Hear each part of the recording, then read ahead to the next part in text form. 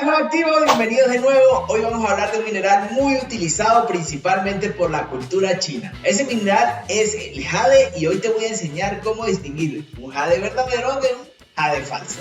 Imitado pero nunca duplicado es un refrán que se refiere a este mineral. El jade en la actualidad sigue siendo una gema bastante deseada y por lo tanto muy buscada, especialmente en el continente asiático, donde tiene un valor bastante alto. Aquí vas a aprender algunos detalles que puedes practicar para poder distinguir un jade verdadero de uno falso. Lo primero que debes conocer para saber si un jade es genuino es su origen. Por ejemplo, la jadeíta se puede encontrar en Guatemala, Myanmar y Rusia. Por otro lado, la nefrita se encuentra principalmente en China, Canadá, Australia, Rusia y Nueva Zelanda. También existen diferentes piedras y minerales que se pueden confundir con el jade. Por ejemplo, el jaspe, que es una variedad del cuarzo y que cuando es teñido tiende a parecerse al jade. El ágata también se tiñe y puede parecerse al jade, pero obviamente no tiene el mismo brillo. La saponita y la esteatita también se pueden confundir con el jade,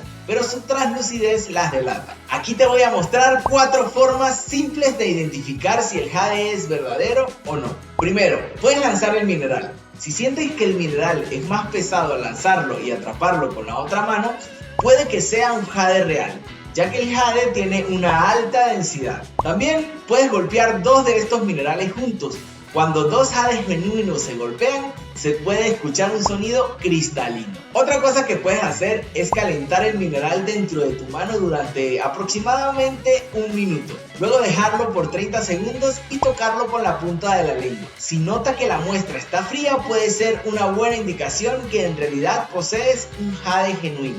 Por último, prueba frotando el jade con un metal o con un cristal, ya que en esta prueba de dureza el jade es capaz de rayar el metal y el cristal. El jade se puede dividir en diferentes categorías dependiendo de la calidad de la muestra. El primer tipo de jade es el conocido como tipo A. Hace referencia al jade natural sin ser tratado, posee su color natural y nunca ha sido pasado por algún tratamiento artificial. Luego el jade tipo B es un mineral que ha sido blanqueado químicamente, por lo cual ha mejorado su translucidez por la inyección de polímeros. Este tipo de jade puede perder su color al pasar el tiempo, pero aún sigue siendo un jade natural. El último es el jade tipo C, el cual es un mineral que ha sido tratado térmicamente para obtener un mejor color y por lo tanto ser blanqueado. Este puede perder su color por el calor o entrar en contacto directamente con la luz del sol. Algunos detergentes que usamos también lo pueden dañar. Y hablando un poco de los precios del jade, esta piedra preciosa va a tener un valor dependiendo de la calidad del mineral. Por ejemplo,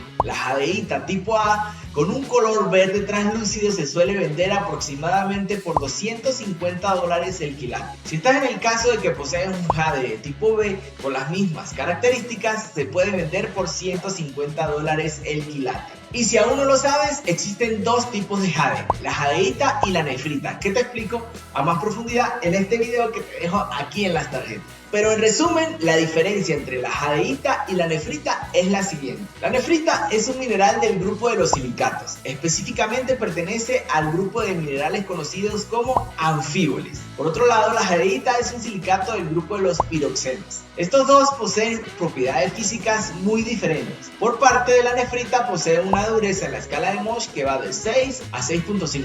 En cambio, la jadeíta tiene una dureza de 6.5 a 7 en la escala de Mohs. Su peso específico también es diferente. La nefrita tiene una densidad de 2.9 a 3 gramos sobre centímetros cúbicos, mientras que la jadeíta tiene un peso específico de 3.3 a 3.38 gramos sobre centímetros cúbicos. Como ya te expliqué, la jadeíta es mucho más dura y pesada que la nefrita. Por la dureza que poseen estos dos minerales son muy difíciles de romper, lo que permite que se puedan tallar de formas increíbles.